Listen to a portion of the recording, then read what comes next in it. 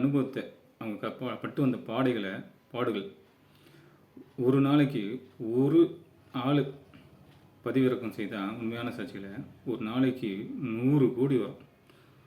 ஒரு 30 நாள்லேயே 3000 கோடி, ஒரு மாதத்தில் 3000 கோடி பதிவிறக்கம். ஜஸ்ட் ஒரு வருஷம் வந்ததுன்னா எல்லா வலைத்தளங்களும் ரொம்ப போயிருக்கும். வெறும் சாட்சிகள், அவங்கவுங்க சாட்சிங்க, இவங்க சாட்சி அவங்க கேட்பாங்க, அவங்க சாட்சி இவங்க கேட்பாங்க. மக்களுக்கு எல்லாம் உண்மையே இருக்கும். இப்போது அப்படியே எல்லா உண்மைகள் வந்து வந்து வந்து இறங்கும் போது இந்த பொய்யாக இருக்கிற எல்லாமே அழிஞ்சிடும். ஏன்னா வெளிச்சம் வரும்போது அங்கே இருளுக்கு இடமே இல்லை. உண்மைகள் சேரும்போது அந்த பொய்யாக இருக்கிற எல்லாமே வந்து அடிமட்டத்துக்கு போயிடும். ஏன்னா இப்போ 2% இருக்கிற பரிசுத்தம் அப்போ 98% வந்துடும். அப்போ 2% தான் அசுத்தம் இருக்கும். அந்த 2% அசுத்தம் வந்து மூடியே போயிடும். எல்லாம் பரிசுத்தமாக இருக்கும். எல்லாம் அவங்க சாட்சி கேட்குறதுக்கு கேட்குறவங்களுக்கும் ஆறுதலாக இருக்கும், அது கிடைச்சவங்களுக்கும் ஆறுதல் இருக்கும். அப்படியே ஓடும். அதை நான் நினச்சி பார்த்தேன். ஆமாம், அதுபோல் ஒரு வலைதளங்களும் அதுபோல் ஒரு உலகம் இருந்தால் எப்படி இருக்கும்? அப்படி தான் தேவன் ஆசைப்பட்டார், அப்படி தான் படைச்சு கொடுத்தார். அவர் படைத்தது எல்லாமே நல்லதுக்கு தான் படைத்தார். எதையுமே வந்து தீமைக்கு படைக்கல. மனுஷன்தான் நல்லதாக பயன்படுத்தாமல் அதை தீங்குக்கு பயன்படுத்தி தீமையாக இருக்கிறான் அப்படின்னு நினச்சேன். என்ன பண்ணலாம் ஏசப்பா அப்படியே நினச்சிருந்தேன். சாட்சி கொடுக்கணும். ஆமாம், அப்போ பார்த்தேன் இது வந்து என் சோஷியல் மீடியா, என்னோடய பிளாட்ஃபார்ம். இந்த பிளாட்ஃபார்மில் நான் யாரையும் கேட்க வேண்டியதில்லை. எனக்கு தோன்றது எது வேணால் பேசலாம். எனக்கு அந்த உரிமை இருக்குது. என் சாட்சியை நான் சொல்லி ஆறுதல் படையலாம். ஏன்னா ஒரு சாட்சி முழுமையாக கொடுக்கும்போது எனக்கு அவ்வளோ இருந்தது. சரி, அப்புறம் சரி ஆண்டவரே நீ சொல்கிறீர், நான் கொடுக்குறேன், நீங்கள் தான் அதுக்கு கிரியை செய்யணும். ஏன்னா சரி பண்ணேன். அப்போ தான் யோசித்தேன். சரி, எல்லா போதகர்களும் அவங்க எல்லாமே அச்சீவ் பண்ணவங்க, பெரிய பெரிய அதிகாரிங்க, பெரிய பெரிய வல்லுநருங்க எல்லாமே வந்து அவங்க மேடையில் வந்து முதல்ல அவங்க பட்டு வந்த கஷ்டங்களை தான் சொல்லுவாங்க. அவங்க கஷ்டத்தை சொல்லுவாங்க, அவங்க எப்படி நடந்தாங்க, எப்படி வந்தாங்க, அப்படி சொல்லி தான் மக்களை ஊக்கப்படுத்தி அந்த வழியில் நடத்தி சொல்லுவாங்க. அப்போது அதை அவங்களுக்கு ஒரு மேடை இருக்கிறதால சொல்கிறாங்க. அதை கேட்குற நம்மளுக்கு மேடை கிடையாது, நம்ம சொல்ல முடியாது. ஏன்னா எதையுமே வந்து நம்ம அறிக்கையிட்டால் தான் தேவன் சொல்கிறாரு. வார்த்தை வந்து அவ்வளோ உண்மை உள்ளது. ஒரு வார்த்தை அனுப்புனார்னா அதில் ஒரு உறுப்பு கூட கீழே விழாதான், அது அப்படியே நிலைப்பிக்கும். அதே வார்த்தை தான் மனுஷனான நம்மளுக்கு கொடுத்துருக்காரு. நம்ம வார்த்தைகளை நிறைய வந்து அசுத்தங்களுக்கு தான் யூஸ் பண்ணுறோம். யாரையாவது திட்டுறது, யாராவது கத்துறது, யாரையாவது தப்பாக நினைக்கிறது, பொறாமப்படுறது, ஆத்திரத்தில் கத்துறது, இப்படியே தான் யூஸ் பண்ணுறோம் வார்த்தைகளை. அது அப்படியே பரவினே இருக்குது, சுற்றிக்கினே இருக்குது. ஒரு பிரபஞ்சத்தில் நல்லது பார்த்திங்கன்னா கம்மியாக தான் இருக்கும், தீயது தான் நிறையா இருக்கும். ஏன்னா எல்லாம் அப்படியே தான். நன்மையை பேசுகிறவங்க நிறைய பேர் இல்லை, ஒரு ஆசீர்வாதமாக கூறுறதுக்கு யாருமே இல்லை.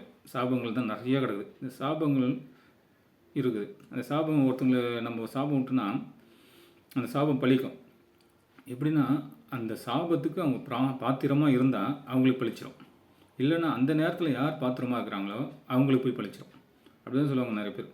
நான் திடீர்னு நடந்து போயிருந்தேன்ப்பா, ஒரு ஆக்சிடென்ட் வந்துச்சுப்பா, நான் நினச்சே பார்க்கலப்பா, திடீர்னு பார்த்தா இவ்வளோ பெரிய ஆபத்தில் வந்து மாட்டிக்கினேன், திடீர்னு பார்த்தா என் பொண்ணுக்கு ஒரு மாதிரி ஆகிடுச்சு, என் பையன் ஒரு மாதிரி ஆகிடுச்சான், எங்கள் வீட்டுக்காரங்க இது அப்படி சொல்லுவாங்க. அதெல்லாம் வந்து சாபமான வார்த்தைகள் அறிக்கிறது இந்த பிரபஞ்சத்தில் சுற்றிக்கினே இருக்கும். யாருக்கு பழிக்கணுமோ அவங்களுக்கு பழிச்சிடும். ஆசீர்வாதமும் அப்படி தான்.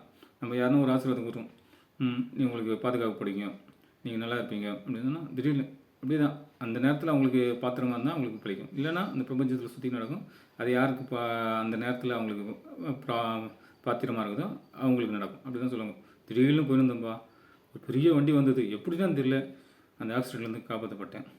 ஒரு பெரிய ஆபத்து வந்தது, அதுலேருந்து விலகி வந்தேன், எப்படின்னு தெரியல, திடீர்னு பார்த்தா நான் காப்பாற்றப்பட்டேன் அப்படி சொல்லுவாங்க. அதெல்லாம் அப்படி தான் பிரபஞ்சத்தில். நம்ம எது வார்த்தையை விட்டுறோமோ அந்த வார்த்தை சுற்றிக்கினே இருக்கும். அது நடக்கிற வரைக்கும் அது அங்கேயே தான் இருக்கும். அதெல்லாம் முடிஞ்ச வரைக்கும் நல்லதையே நம்ம பேசுவோம். நல்லதை பேச பேச பேச பேச இந்த தீயது எல்லாமே ஒழிஞ்சு போயிடும். அப்படி தான் தேவன் சொல்கிறார். ஸோ அதே தான் நானும் சரி நம்மளால் முடிஞ்ச ஆண்டவர் சொல்கிறார், என் ஆறுதல் வேணும். ஏன்னா இந்த 5 வருஷம் ரொம்ப மன கஷ்டம். ஏன்னா எல்லா மக்களையும் அறிஞ்சிக்கணும் இருந்தாலும் ரொம்ப கஷ்டம், மனவேதனை, ஒன்றுமே முடியல, யாரை பார்த்தாலும் வெறுப்பு. அப்படியே இருக்கும்போது சரி தேவன் ஆறுதல் தருவார்.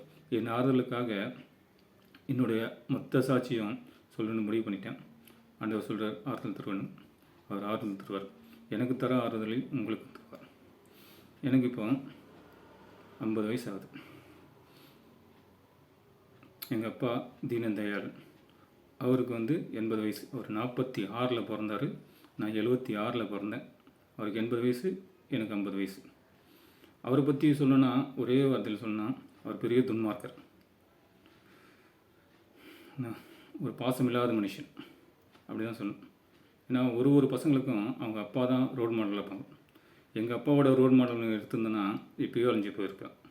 அது போகணும்னு புரிஞ்சுப்பேன். எங்கள் அம்மா சாந்தகுமாரி, அவங்களுக்கு இவரோட ஒரு 5 வயசு 6 வயசு கம்மி, ஒரு 74 இல்லை 75 இருக்கும். அவங்கள பற்றி சொல்லணும்னா அவங்க ஒரு வெகுளி, ஏமாளி, ஒரு பைத்தியக்கார மாதிரி அப்படி தான் சொல்லணும். அப்படி தான் இருந்தாங்க. அதையும் நீங்கள் புரிஞ்சுப்பீங்க. இவங்க 2 பேருக்கு 5 பசங்க, 2 பொண்ணுங்க, 3 ஆம்பளை பசங்க. அப்படி இருந்தோம். நாங்கள் பிறந்ததுன்னு கோடம்பாக்கத்தில் இருந்தோம். கோடம்பாக்கத்துலேருந்து தண்டையார்பட்டிக்கு எங்கள் அம்மா வந்து, நாங்கள் அப்படின்னா சின்ன குழந்தைங்க, கோடம்பாக்கத்துலேருந்து தண்டையார்பட்டிக்கு ஒரு 2-3 வாட்டி காலி பண்ணின்னு வந்திருக்கிறேன்னு சொல்லியிருக்கிறாங்க. அது எவ்வளோ உண்மைன்னு தெரியல. ஆனால் கேள்விப்பட்டது. எங்கள் அம்மா நல்லா இருக்கும்போது சொன்னது, இந்த மாதிரி அங்கேருந்து இங்கே வந்து இங்கேருந்து அங்கே போகணும். எனக்கு கரெக்டாக தெரியல. ஏன்னா எங்கள் அப்பா ஒழுங்காக வீட்டிலே இருக்க மாட்டார், காசும் கொடுக்க மாட்டார். அவர் போனான்னா வார கணக்கு மாத கணக்கு ஆகும் வீட்டுக்கு நான் வரத்துக்கு. அப்படிப்பட்ட மனுஷன் அவர். யாரையும் மதிக்க மாட்டார். ஒரு மனுஷால் மதிக்க மாட்டார், அக்கம் பக்கத்தில் இருக்கிற யாரையும் மதிக்க மாட்டார், எங்களையும் மதிக்க மாட்டார். அவர் மதிக்காதால அவரை மதிக்க மாட்டாங்க, எங்களையும் மதிக்க மாட்டாங்க. இப்படியே அவ்வளோ. இதெல்லாம் பக்கத்தில் எங்கள் சித்தப்பாக்கும் சித்திக்கும் இருக்கிறாங்க. அவங்களுக்கும் எங்கள் அம்மாவுக்கு ஏதாவது சண்டை வரணும்னு நினைக்கிறேன். அதில் ஏதாவது பேச்சுவார்த்தை வந்து தகராறு வந்து அங்கேருந்து தண்டையார்பட்டிக்கு வந்துடுவாங்க. தண்டையார்பட்டிக்கு வந்து பார்ப்பாங்க, இந்த மனுஷன் ஒழுங்காக வீட்டுக்கு வர மாட்டார், காசும் கொடுக்க மாட்டார். இருந்து பார்ப்பாங்க, 1 மாதம் 2 மாதம் 3 மாதம் முடிஞ்ச வரைக்கும் எதையாவது சமாளிச்சுன்னு முடியாது. சரி, அங்கேயாவது போனான்னு நினச்சோம், யாராவது ஒரு வேலை சோறாவது பசங்களுக்காவது போடுவாங்க பொழுதுன்னு நினச்சின்னு அங்கேருந்து தீர்ந்து அங்கே போட்டுறாங்க. இப்படியே தான் ஒரு 3 வாட்டி வந்துன்னு சொல்லியிருக்கிறாங்க. எங்களுக்கு நினைவு தெரியல. எனக்கு நினைவு தெரிஞ்சு 7வது முடிக்கிறேன். ஏன்னா 6வது 7வது அங்கே டிஸ்ட்ரிபுரா ஸ்கூலில் படித்தேன் கோடம்பாக்கத்தில். அதனால் நான் 6வது 7வது அங்கேருந்து ஒரு 4-6 கிலோமீட்ரு எங்கள் வீட்டாண்டேருந்து ஸ்கூலுக்கு நடந்தே தான் ஸ்கூலுக்கு வருவோம். 6வது அங்கே தான் படித்தேன். 7வது படித்து முடிக்கும்போது தான் இதே போல் ஒரு தகராறு, பெரிய தகராறு வந்தது. அங்கேருந்து வீடை காலி பண்ணுறோம். எங்கள் சித்தப்பாவும் சும்மா சொல்லக்கூடாது. அவரும் என்ன பண்ணுவார், ஏன்னா ஒரு பொருளை கஷ்டப்பட்டு ஒருத்தங்க உருவாக்குறாங்க, அதுக்கு தகுதியே இல்லாதவங்க வந்து போராடும் போது, அதை அபகரிக்கும் போது ஒரு ஏமாளி கூட விட மாட்டான். அப்படி தான் அந்த கோடம்பாக்கம் இடம் பொறுத்த வரைக்கும். அவரும் அவங்க அப்பா வாங்கினார். அந்த இடத்த வாங்குகிறாங்க. அப்போ வாங்கும்போது 5000 ரூபா அந்த இடம். அந்த 5000 ரூபா இடத்துக்கு காசு கட்டி வாங்க முடியாமல், அந்த இடம் வாங்கும் போது ஒரு 5000 ரூபாய்க்கு அடமானம் போட்டு அந்த இடத்த வாங்குகிறாங்க. அப்படிப்பட்ட இடம் வாங்கின இடம், வெறும் மண் வாங்கி அதை அவங்க வீடு கட்டி அவர் தான் உழைச்சிருப்பார். ஏன்னா இவர் எங்களுக்கே ஒரு சாப்பாடு போட மாட்டார், எங்களையே கவனிக்க மாட்டார். அந்த வீடை என்ன கவனிச்சதில்லை.